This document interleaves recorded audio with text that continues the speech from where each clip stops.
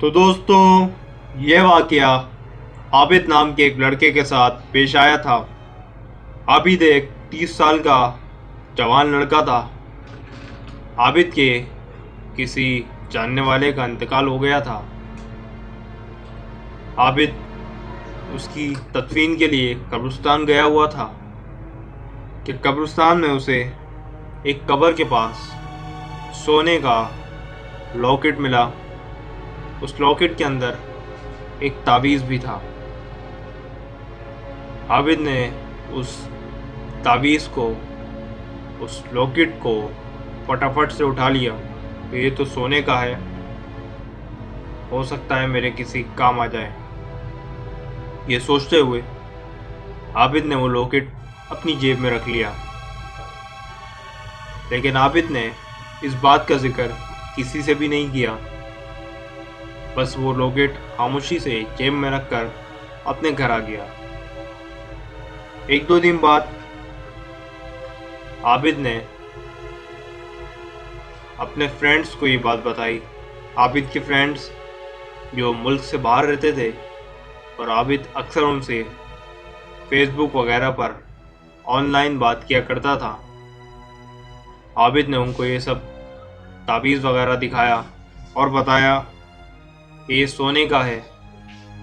तो इनके दोस्तों ने कहा, ये लॉकेट तुम पहन कर देख लो, हो सकता है ये तुम्हारे किसी काम आ जाए या तुम्हें इससे कोई जिन वगैरह मिल जाए जिससे तुम अपने सारे काम वगैरह करवा लो। आबिद के दोस्तों ने ऐसी तफरी में उससे कहा था और आबिद ने उसे हकीकत मानते हुए अपने गले में डाल लिया। जिस दिन आबिद ने अपने गले में ये ताबीज़ डाला, उस दिन से आबिद के मिजाज में तब्दीली आना शुरू हो गई। आबिद चिड़चिड़ा सा रहने लगा, बात बात पर गुस्सा करने लगा, घर वालों पर गाली गलौज भी करने लगा और साथ ही जगह जगह पर झगड़ने लगा। उसके घर वाले भी परेशान थे कि अचानक से इसे क्या हो गया है, ये ऐसा बर्ताव क्यों कर रहा है। रात को आबिद के कमरे से अकेले ही बातें करने की आवाज़ें आती। वो अजीब व गरीब सी हरकतें करने लगा। ऐसा लग रहा था जैसे उसके ऊपर किसी जिन्नात का साया हो। एक दिन आबिद सोया हुआ था तो उसकी वालदा उसके कमरे में गई तो देखा आबिद के गले में एक सोने का लॉकेट पड़ा है।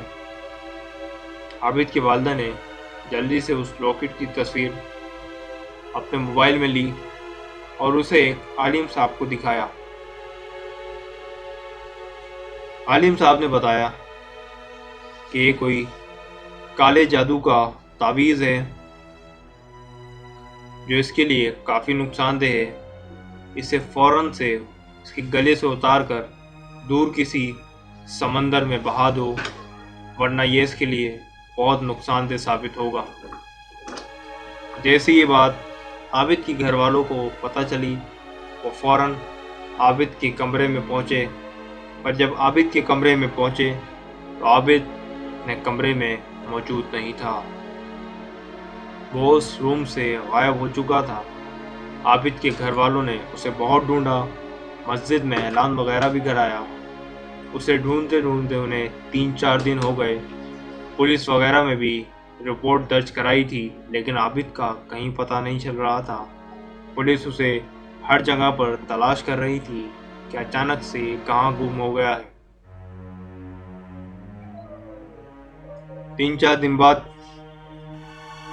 आबिद को पुलिस ने गिरफ्तार कर लिया और पुलिस ने आबिद के घर वालों को कॉल की कि आबिद इस वक्त हमारी हिरासत में है क्योंकि उसने एक शख्स का कत्ल किया है।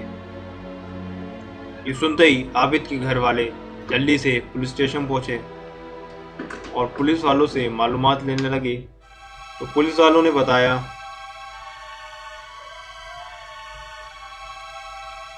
कि आबिद का स्कूल टाइम में कोई दोस्त था जिससे आबिद की लड़ाई हो गई थी और आबिद ने उसे ही कत्ल किया है, इस वजह पे कि उसने उससे बचपन में लड़ाई की थी।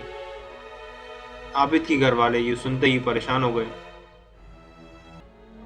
कि इतने सीधे साधे लड़के को अचानक से क्या हो गया है। आबिद के घर वालों ने उस शख्स की फैमिली से राब्ता किया जिसको आबिद ने कत्ल कर दिया था और उनसे काफ़ी माफ़ी तलाफ़ी करने के बाद, उनको ये सारी सूरत हाल बताने के बाद कि किस तरह उसने वो तावीज़ पहना और किस तरह से उसके मिजाज में तब्दीली आना शुरू हुई और किस तरह वो काला जादू उस पर असर करने लगा। ये सारी बात जानने के बाद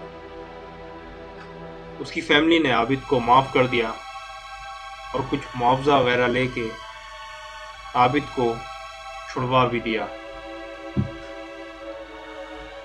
आबिद ने बताया कि वो तावीज़ मुझसे पुलिस वालों ने ले लिया था और उसे बेच भी दिया था और आबिद को जेल में अजीब अजीब तरह के दौरे पड़ते, लेकिन आबिद नमाज रोज़े का पाबंद था।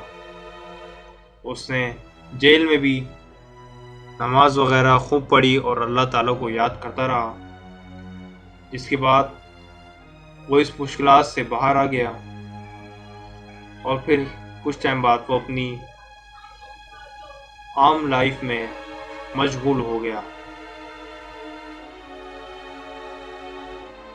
अगर वीडियो पसंद आई हो तो वीडियो को लाइक करें, शेयर करें, कमेंट करें और मेरे channel mysterious story Urdu and Hindi channel को सब्सक्राइब करना ना भूलें। Thanks for watching.